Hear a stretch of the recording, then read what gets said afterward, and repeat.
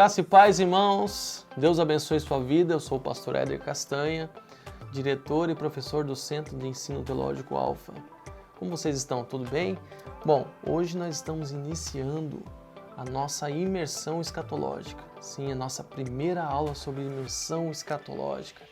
E hoje nós vamos falar sobre como interpretar o livro de Apocalipse. Nós vamos ver que tem várias visões escatológicas, várias visões em várias linhas teológicas que interpretam esse livro tão polêmico e tão assustador para algumas pessoas. Mas para a grande maioria é um livro que traz esperança. E hoje eu quero compartilhar com vocês, nesta aula, essa questão das interpretações, que cada linha teológica pensa sobre isso. Mas primeiro nós precisamos entender o que significa a palavra Apocalipse, né? Apocalipse ela vem de uma palavra grega que significa revelação. Parece até irônico, né? Uma palavra revelação, mas que nós passamos anos e anos tentando entender o livro de Apocalipse. E nós costumamos dizer que se colocar 10 teólogos dentro de uma sala, vão sair dali 11 linhas teológicas a respeito do livro de Apocalipse. Não há um consenso, não chegamos em um denominador comum, mas existem alguns pontos sim que as pessoas entendem que são primordiais e que concordam, né? Mas existem pré-milenistas, pós-milenistas, pré-tribulacionista, pós-tribulacionista e assim por diante. Nós temos os preteristas, que nós vamos falar daqui a pouco, os futuristas. Mas calma, não se preocupe, vai dar tudo certo, vocês vão entender no final o que cada um quer dizer, tá certo? Então nós já definimos o que a palavra Apocalipse significa e nós agora vamos entender quem escreveu o livro de Apocalipse. Já no primeiro capítulo, no versículo 4 ao versículo 9, já vai nos mostrar que João recebe essa revelação e também ali no capítulo 22, versículo 8, também nos aponta que João é o recebedor dessa revelação e que transmite através do livro de Apocalipse. Tá certo? Sobre a datação deste livro. Aqui nós já temos uma grande discussão teológica sobre a datação deste livro. Como assim, pastor Éder? Nós temos a data precoce, tá? Que é do ano 64 a 68 depois de Cristo, que foi escrito durante a perseguição de Nero. Os que mais defendem essa data são os preteristas. Por quê? Eles acreditam que todo o período da tribulação e todo o livro de Apocalipse já aconteceu no primeiro século. Então, para eles poderem defender essa causa, os preteristas radical, né? Nós vamos falar que existem duas linhas de preteristas lá na frente da aula, mas os preteristas radical, eles entendem que todo o livro de Apocalipse já aconteceu no primeiro século. Então, para que isso possa realmente ter acontecido, o livro precisa ter sido escrito no imperador Nero, ali de 64 a 68 depois de Cristo. Daí nós temos a data mais tardia, que é a data mais defendida pelo meio cristão, que é de 95 a 96, ali durante o reinado de Domiciano, né? Essa data ela é mais provável de ter sido acontecida, tá certo? Então eu trouxe aqui para vocês essas duas datas, também não há uma definição, há uma briga teológica, entre aspas, nesse sentido, sobre a questão da datação, tá certo?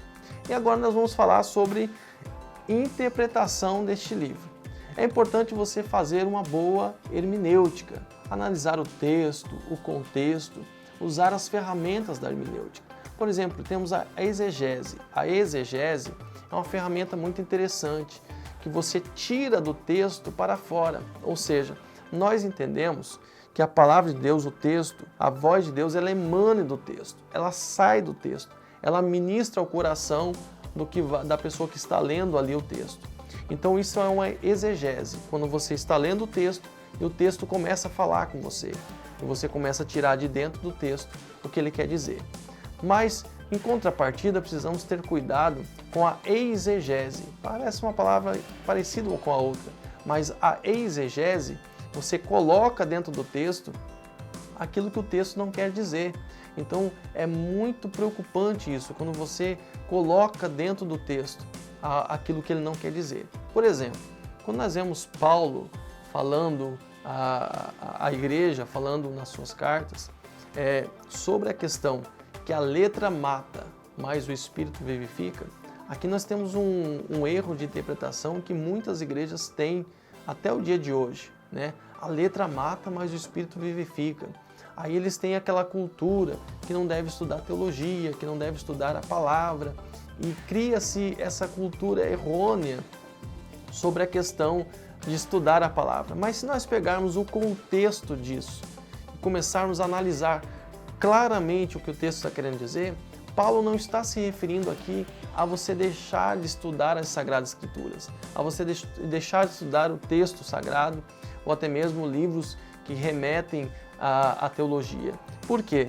Porque aqui Paulo está falando da lei, porque a lei ela revela o pecado e a Bíblia diz que o salário do pecado é a morte.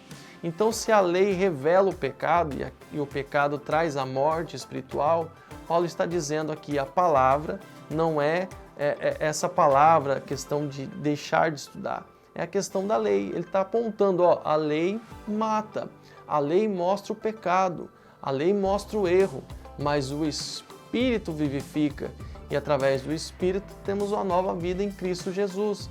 É nesse contexto que ele está querendo dizer. Ele não está querendo dizer, olha, não estudem a palavra, porque a palavra de Deus, ele está querendo, aqui eles estão querendo dizer que a palavra de Deus mata. Não, a palavra de Deus ela traz vida e vida em abundância. Então, quanto mais nós estudamos, mais nos aprofundamos, mais conhecimento nós vamos ter das Escrituras Sagradas. Então, é muito importante estudar a palavra de Deus.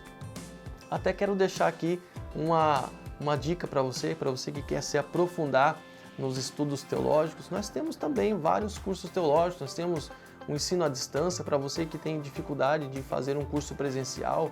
Nós temos o nosso bacharel livre em teologia que está à sua disposição.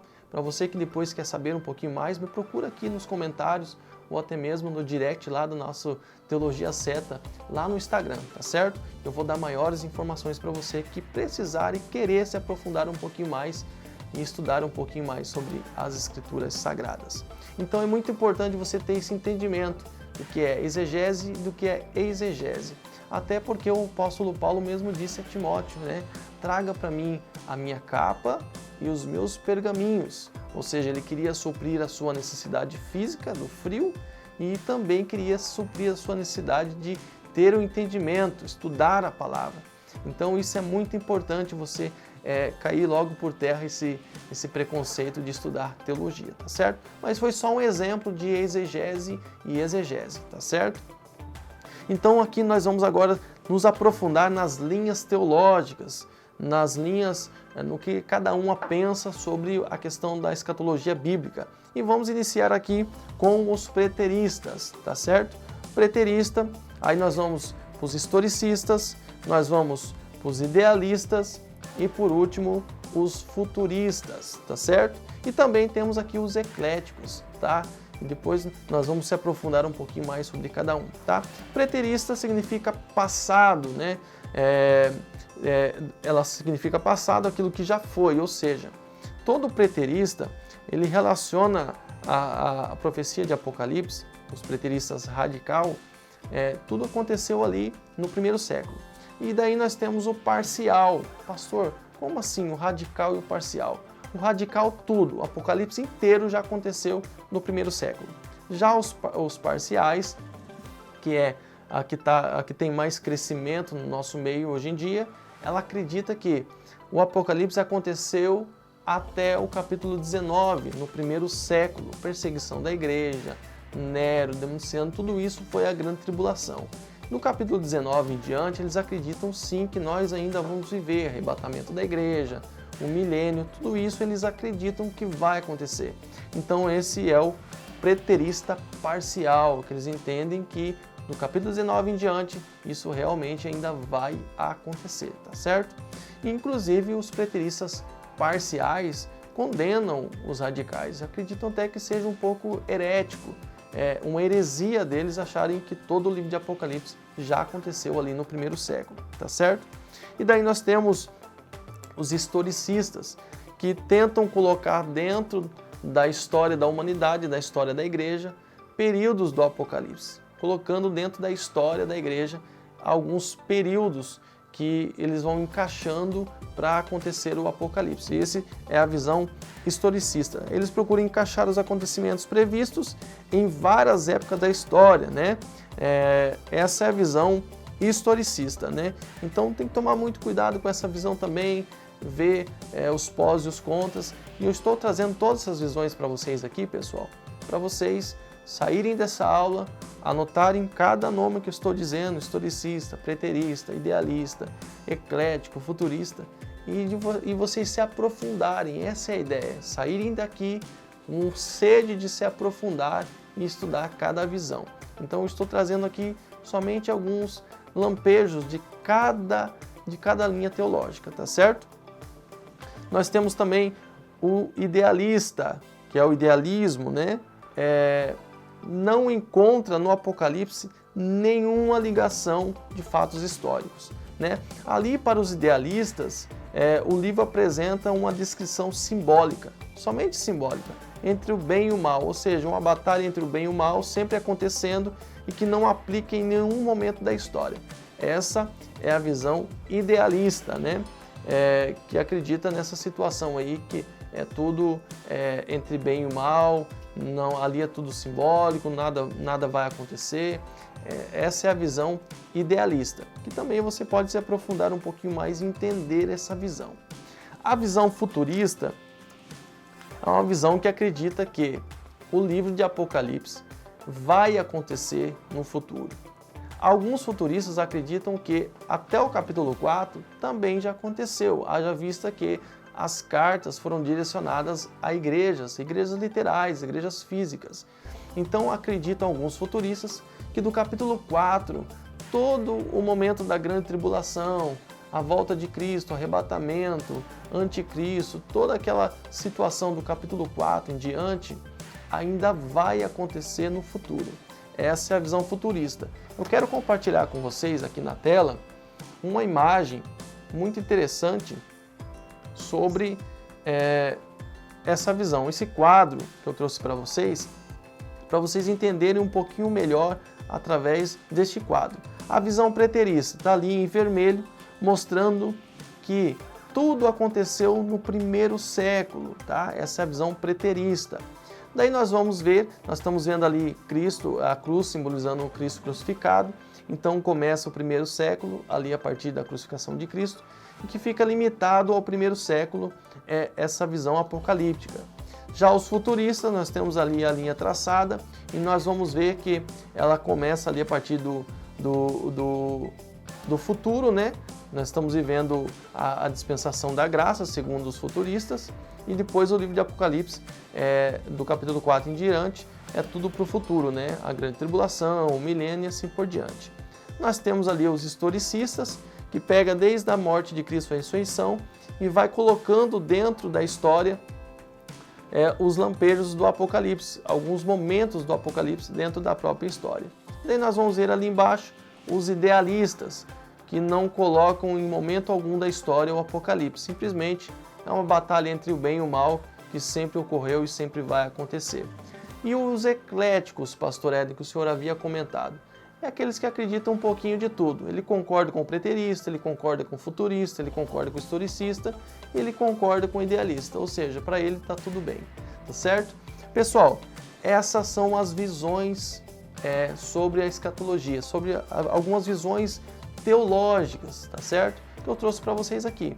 Para vocês conhecerem mais, eu aconselho vocês se aprofundarem em cada uma dessas escolas teológicas para você entender o que cada um pensa, tá certo? Com todo o respeito, nós viemos aqui, falamos de cada um, respeitando cada visão teológica, tá certo? Porque nós precisamos ter esse entendimento, que Cristo vai voltar e nós vamos morar com Cristo no céu de glória. Essa é a primícia do cristão, tá certo? Pessoal, que Deus abençoe. Eu quero aqui agradecer a todos que participaram, só que antes de despedir dessa live, a minha equipe vai deixar fixada o link do Zoom, para que você clique no link do Zoom e ao terminar essa aula, você vai estar participando comigo, encerrando essa live, encerrando essa aula ao vivo. Eu vou estar disponível por 10 minutos para responder quaisquer perguntas que venham ser relacionadas à aula de hoje, tá certo? E para você que quer um material exclusivo. Pastor, eu quero um material exclusivo dessa aula em PDF. Eu tenho material para você com referências, com mais descrição de cada uma dessas visões teológicas. Eu vou estar enviando para você, mas você precisa ir lá no nosso Instagram, @teologiaseta. A nossa equipe também vai fixar o link do nosso Instagram, @teologiaseta. Você vai curtir qualquer foto que a gente tenha lá, qualquer vídeo que a gente tenha, curte, comenta e eu quero que você vá no direct. Escreve a palavra: pastor, eu quero o material em PDF. Pastor, eu quero o material em PDF. Você fazendo isso lá no direct, eu vou chamar você para conversar e eu vou mandar para você um material exclusivo dessa aula, tá certo? Pessoal, Deus abençoe. Eu espero você na próxima aula, onde nós vamos falar sobre as 7 dispensações, tá bom? Fiquem com Deus e até mais.